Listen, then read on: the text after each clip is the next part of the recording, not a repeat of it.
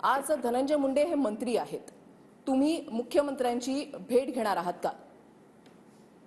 मुख्यमंत्री साहेबांनी मी लय वेळ निवेदन दिलेलं आहे, भेट नाही झाली, पण तो टाइम देत नाही मला. क्योंकि हे लोकांना काय पडलेली नाहीये. हे लोकांना फक्त वाईट लोकांना मोठा करायचा आहे. त्याच्यामध्ये ते मोठे मर्डर होय की महिलांच्यासाठी, महिलांच्या सोबत शारीरिक हिंसाचार असेल, महिलांच्या सोबत काय पण झाला आणि कितीही वाईट केला जरी, पण मोठा व्यक्ती आहे, मोठा नाव आहे त्याच्या पिछे, है ना, मोठा फंड आहे.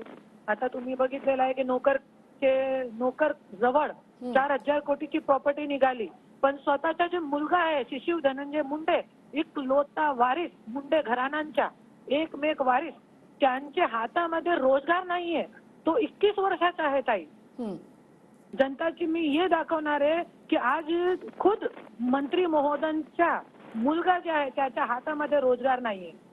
त्यांच्या हातामध्ये रोजगार नाहीये, त्यांच्याकडे 1 रुपयाची प्रॉपर्टी नाहीये मुलग्याच्या जवळ.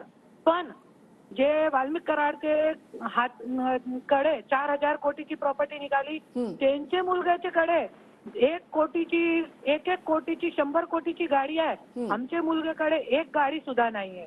मुलगी ट्रेन मध्ये फिरते, इकडे तिकडे टॅक्सी मध्ये, ऑटो मध्ये फिरते. मंत्रीची मुलगी लोकल ट्रेन मध्ये फिरते. अशी परिस्थिती आहे. पण ते सगळी गोष्टीचा जे सपोर्ट है, ये सीएम साहब देवेंद्र फडणवीस जी, अपने ये क्या नाम है इनका, अपना अजित दादा जी, ये सब लोग करते हैं. ये लोग चाहे तो हे लोकांना जरी वाटतं की नाही तुम्ही असं महिलांना परेशान करू नका, कोणी रिव्हॉल्वर टाकली, 2-2 वेळे जेलमध्ये टाकला, तुम्ही कलेक्टर ऑफिसमध्ये मारहाण केली, हे सगळी कंप्लेंट मी देवेंद्र फडणवीसांना पण दिलेली आहे. पण आजपर्यंत काय झालेलं नाहीये.